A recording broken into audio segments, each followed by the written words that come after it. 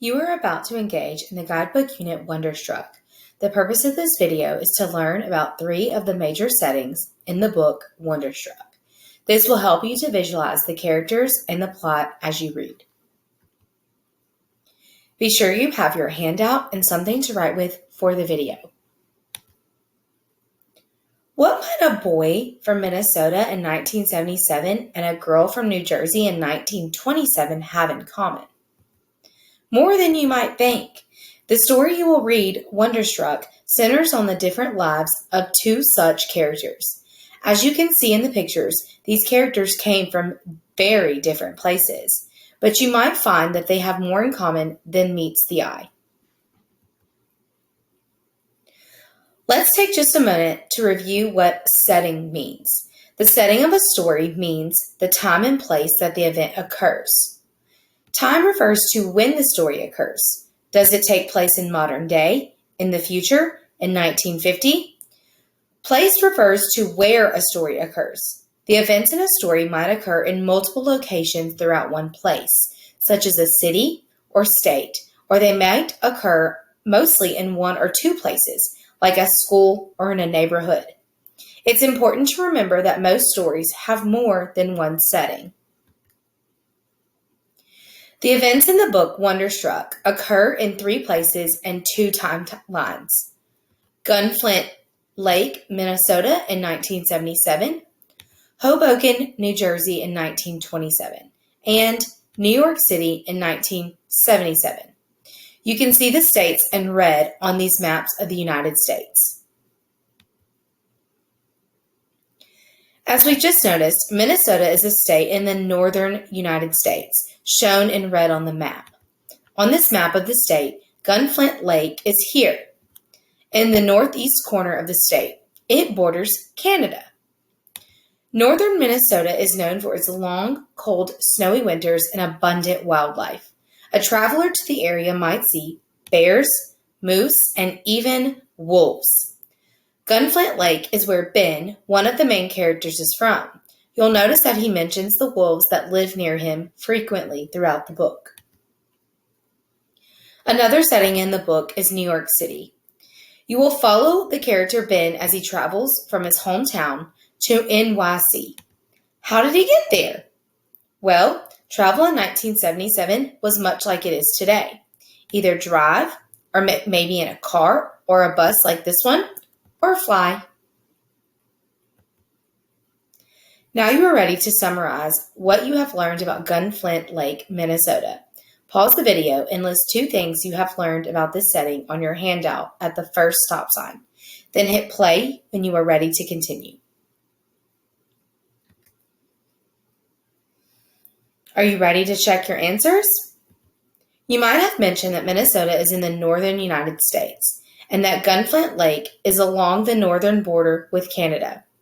It has very cold winters and animals including bears, moose, and wolves. Now let's take a closer look at another setting in the book, the city of Hoboken, New Jersey in 1927. New Jersey is the little state in red on the map, and Hoboken is here, also in the northeast corner of its state. In 1927, the state of New Jersey had a lot of factories and manufacturing. Many people lived in its bustling towns and cities. One interesting fact about Hoboken is that it is the birthplace of baseball. The first baseball game was played here in 1845. It is important to know that Hoboken is on a river called the Hudson River. Across the river is New York City. If you stand next to the river in Hoboken, you can see the skyscrapers in New York City on the other side. In this story, you will follow another character, Rose, as she travels from her home in Hoboken to New York City. How does she do it? Well, much like today, people in 1927 did have cars and there were bridges connecting the states. Another way to get there was to take a ferry boat. A third option was to take a train underneath the river through the Holland Tunnel, which opened up in 1927 and connected the 2 cities. Now you are ready to summarize what you have learned about Hoboken, New Jersey. Pause the video and list 2 things you have learned about Hoboken on your handout at the second stop sign. Then hit play when you are ready to continue. Are you ready to check your answer? You probably remember that Hoboken is in New Jersey, a state in the eastern United States. It is located on the Hudson River, and it is across the river from New York City. Like many New Jersey cities, it was a manufacturing center in the 1920s, and the first baseball game was played here.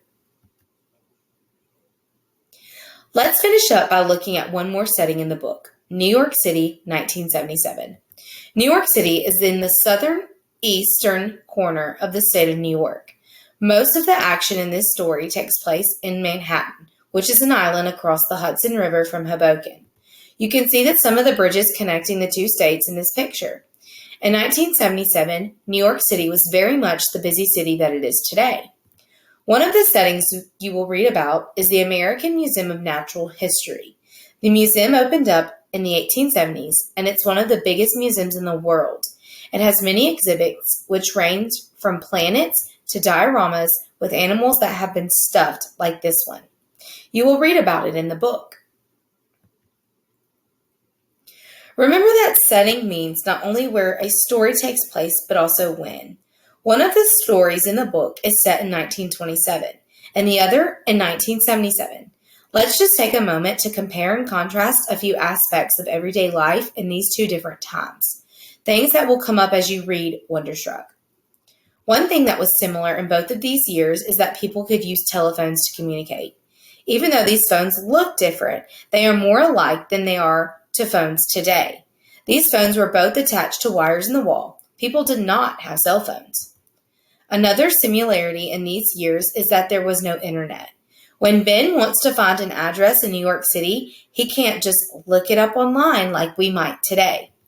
One interesting difference when it comes to entertainment was that in 1927, movies were made without any sound and are referred to as silent films. The actors conveyed events and emotions by exaggerating their actions. In 1977, movies had sound and color, much like movies today. Now you are ready to consider a key similarity and difference between life in the 1920s and the 1970s. Pause the video and name one similarity and difference between the years at the third stop sign. Press play when you are ready to continue. You should have found that in 1927 and 1977, people could use telephones connected to the wall to communicate. Also, the internet had not yet been invented either of those years. One difference is that in 1977, people made movies that are similar to movies today, in that they had sound and they were filmed in color. In 1927, people made silent, black and white films. Knowing the three places and two times that make up the setting of Wonderstruck is important to follow the plot and understand the characters' actions and motivations. You will use this new knowledge as you engage in the guidebook unit Wonderstruck. When you finish this video, be sure to turn in your completed handout to your teacher.